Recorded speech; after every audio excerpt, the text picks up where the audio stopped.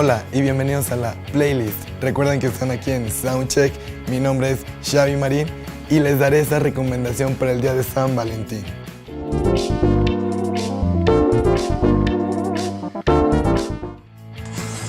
En el puesto número 5 tenemos a When I Look at You de Miley Cyrus en la película La Última Canción. En lo personal, esta película me encantó porque es de amor de verano y jovial. Vamos a verla.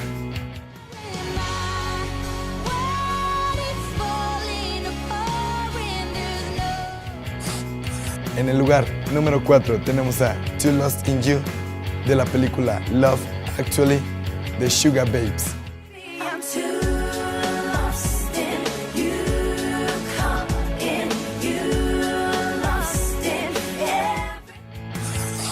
En el lugar número 3 tenemos a Wouldn't It Be Nice de Beach Boys en la película 50 First Dates. Espero les agrade, es una canción de amor pero bastante movida.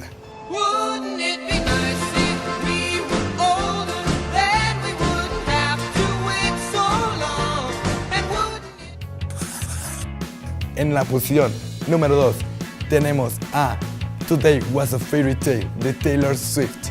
Espero les encante. Salida de la película Valentine's Day.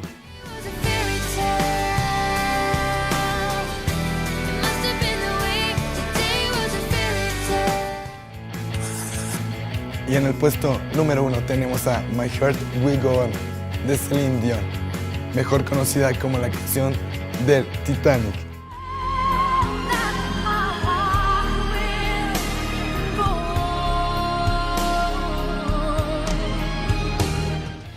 Y bueno, hasta aquí la playlist de hoy. Espero les haya encantado. Recuerden que la música es para entrar a tu corazón, así como en la vida les va a encantar y les va a subir ese ánimo.